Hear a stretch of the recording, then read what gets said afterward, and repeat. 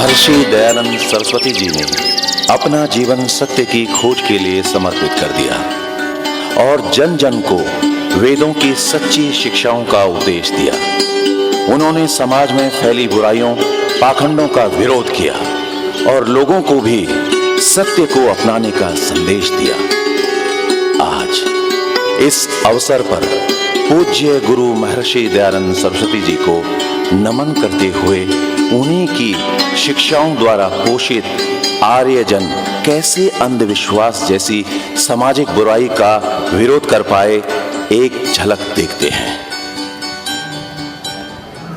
बात उस समय की है जब हमारे समाज में अंधविश्वास का बोलबाला था। अंधविश्वास का विरोध करना आज भले ही बड़ी साधारण सी बात हो, लेकिन उस समय की सामाजिक व्यवस्था के संदर्भ में उसे समझना और उसे प्रयोग में लाना बेहद ही कठिन है। कितनी कठिनाइयां आई होंगी, कितनी मुश्किल रही होगी वह स्थिति जब समाज का सहयोग मिलना तो दूर, परिवार के लोगों का भी असहयोग रहा होगा। आइए इस नाटिका में देखते हैं कि उस समय कैसे अंधविश्वास और पाखंड जैसी बुराइयों का विरोध हुआ और क्या परिणाम रहा उनका विरोध करने के दृढ़ संकल्प का। आर्य वैदिक परंपराओं के पक्षधर पंडित फूलचंद शर्मा जी निडर के घर बेटी का जन्म होता है। लोग आपस में बातें करते हैं।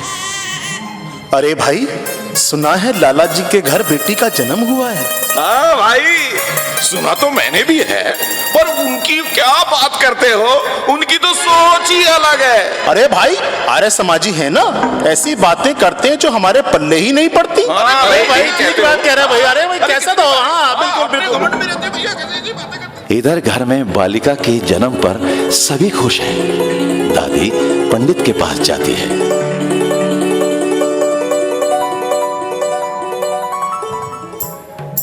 आओ यजमान आओ, कैसी हैं आप? आज कैसे आना हुआ? अरे राम राम पंडित जी, आई क्या, बस वो पोती हुई है, जरा उसकी जन्म पत्री तो बना दो, जरा ध्यान से बनाना पंडित जी। अरे यजमान, कैसी बातें कर रही हो? बस थोड़ी देर बैठो, मैं अभी बना देता हूँ।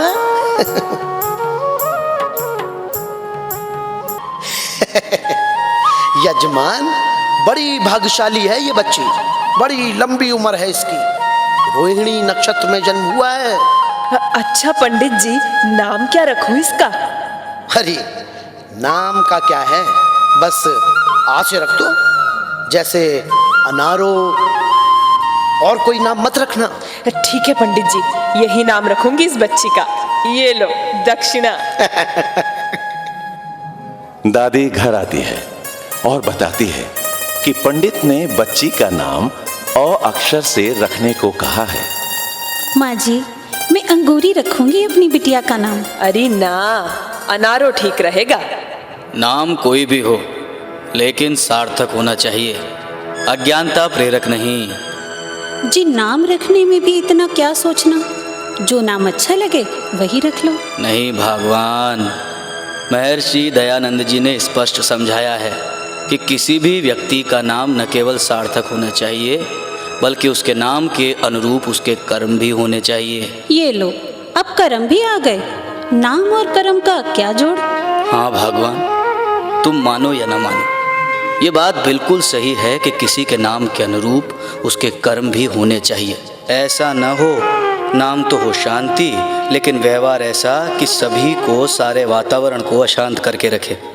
या फिर नाम तो हो धन सिंह, लेकिन भीख मांगता हो। नाम रखो लक्ष्मी, लेकिन उसके कर्म हो कुलटा के। अरे बेटा, ये सब कही सुनी बातें हैं। पंडित जी ने स्पष्ट कहा है कि अ अक्षर से ही नाम रखें। माँ, मैं जो सही है सिर्फ उसे मानता हूँ, और इस बच्ची का नाम हम विशुद्धा रखेंगे। विशुद्धा अर्थात पवित्र, साधारण। और आप देखना इस नाम से ये बच्ची कितना साधारण एवं पवित्र जीवन जिएगी। इस प्रकार बच्ची का नाम विशुद्धा रख दिया जाता है। बच्ची कुछ बड़ी होती है, लेकिन दुर्भाग्य से उस बच्ची की मृत्यु हो जाती है। आस पड़ोस के लोग चर्चा करते हैं। भाई लाला जी किसी की बात तो मानते नहीं। अब देखो, पंडित जी ने बताया था कि आ अक्षर से ही नाम रखना है, लेकिन नहीं माने। अरे तुम क्यों ये सब बातें करके अपना समय खराब करते हो? हाँ भाई हाँ, अरे उसे समझाना ही बेकार है। चलो अपना काम करते हैं। चलो, चलो। अरे रहने दो, अपने आप ही कर लेंगे सारा काम। अरे मानते ही नहीं किसी का कहना। अरे छोड़ो भाई साहब, मैं तो आपको क्या बताऊं। चलिए चलिए चलिए, आइए। पंडित जी दादी से मिलने घर आते हैं। यजमान, मैंने कहा था इस बच्ची का नाम आ अक्षर से ही रखना। हाँ पंडित जी, आपने कहा तो था, लेकिन मेरा बेटा माना ही नहीं। पंडित जी, आपसे प्रार्थना है, आप लोगों की भावनाओं का मजाक न बनाएं। अगर आपकी बात सच होती तो आपने तो यह भी बताया था कि वो बच्ची लंबी आयु पाएगी। फिर क्या हुआ? जी, मैं तो कह रहा था अगर आ अक्षर से नाम रखा होता तो लंबी आयु होती। बेटा तुम रहने दो, क्यों पंडित जी पर अपना गुस्सा दिखाते हो? इस प्रकार कुछ समय के बाद फिर से परिवार में एक कन्या का जन्म होता है। नामकरण का समय आता है। मैं तो इस बच्ची का नाम विशुद्धा रखूंगा। ना बेटा ना, हम नहीं रखेंगे ये नाम। हमने रखा था ये नाम उस बच्ची का, लेकिन क्या हुआ? नहीं माँ, ये सब अंधविश्वास की बातें हैं कि नाम रखने से ऐसा हुआ था। ये तो उस बच्ची के पूर्व जन्मों के कर्मों का फल रहा होगा कि वो बच्ची जीवित नहीं रही। बेटा, तर्क देकर तुम अपनी मत चलाओ। देखो, मैंने ये कह दिया कि चाहे कुछ भी हो, लेकिन इस बच्ची का नाम विशुद्धा नहीं रखा जाना। कैसी बातें कर रही हो माँ? इस संसार में न जाने कितने लोगों का नाम विशुद्धा होगा। अगर नाम के कारण ही कोई जीवित नहीं रहता, ऐसा हो तो कोई जीवित नहीं रहेगा। सभी के विरोध के बावजूद उस बच्ची का नाम विशुद्धा ही रखा जाता है। बच्ची अपने परिवार में प्यार पाते हुए खेलती कूदती बड़ी होने लगती है। भाग्य की विडंबना तो देखिए,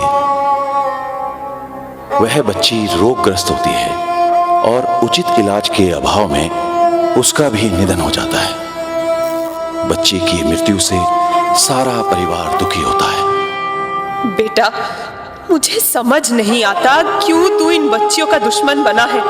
कैसा पिता है रे तू? अम्मा जी, बहुत बुरा हुआ इस बार भी। यह बालिका जीवित नहीं रही। अरे तुम पंडित जी से ही कुछ पूछो। हाँ, कुछ करती हूँ। माँ, इस बच्ची के निधन पर मैं भी बहुत दुखी हूँ, लेकिन सिर्फ नाम के कारण मृत्यु हो ऐसा नहीं है। अब बेटा तू चुप रह, तेरी जिद के कारण ही ये सब हो रहा है। सच्चाई तो यही है कि ये बच्चियां इसलिए जीवित नहीं रही क्योंकि वो नाशपिटा नाम रखा था तुमने। अम्मा, तुम सच कह रही हो। जब पहली बच्ची के साथ ऐसा हो गया था तो क्या जरूरी था ये नाम रखना दूसरी बच्ची का भी? अरे हमारे कर्म ही फूटे थे तो हम क्या करते।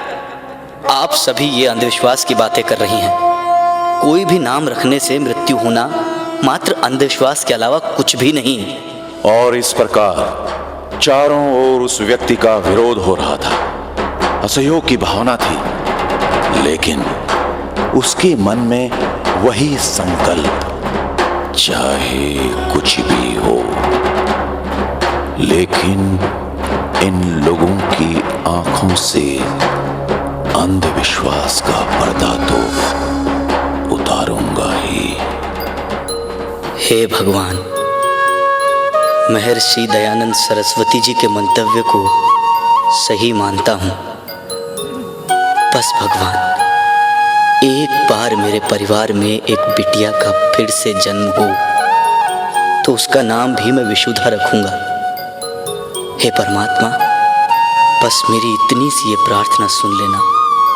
कहा जाता है, जब आप सत्य की राह पर हों, आपका संकल्प सही हो, तो परमपिता परमेश्वर भी आपकी प्रार्थना सुनते हैं। और उस पिता की प्रार्थना सुनी। एक बार फिर कन्या का जन्म होता है।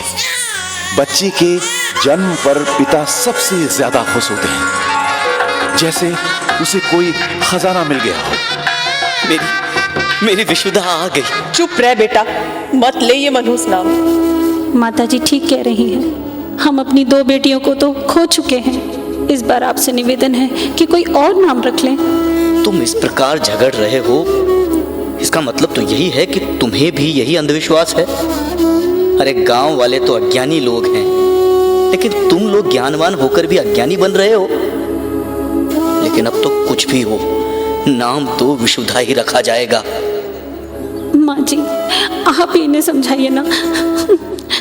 अरे तुझे क्या इस माँ के आंसू भी नहीं दिखाई देते? इस बच्ची का नाम तो क्या, मैं तो कहूँ कि आने वाली 7 पीढ़ियों को भी इस नाम से तौबा कर लेनी चाहिए। माँ, जन्म मृत्यु ये किसी इंसान के हाथ में नहीं है, और ना ही कोई नाम विशेष इसका कारण बन सकता है। अरे ये तो सब परमात्मा के विधि विधान और हमारे पूर्व जन्मों के संकलित कर्मों का फल है। अरे बेटा, तुम बहस करके हमें मत समझाओ।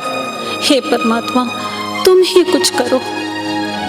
इस बच्ची का नाम विशुद्धा रखकर मैं आप लोगों के अंधविश्वास को समाप्त कर दूंगा, और आप सब देखना, ये बच्ची अपने नाम के अनुरूप कार्य करते हुए यशस्वी बनेगी, और इसका जीवन आने वाली पीढ़ियों के लिए एक मिसाल बनेगा।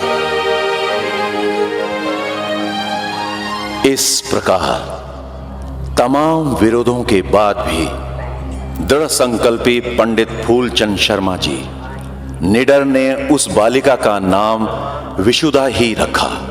आप सभी से इस मंच पर यह प्रश्न रखना चाहते हैं कि आप अगर इस महान पिता की जगह होते तो क्या करते? क्या पहली बेटी की मृत्यु के बाद रख पाते दूसरी बेटी का वही नाम, और फिर तीसरी बेटी का यह नाम? कितना मुश्किल रहा होगा यह निर्णय करना उस पिता के लिए।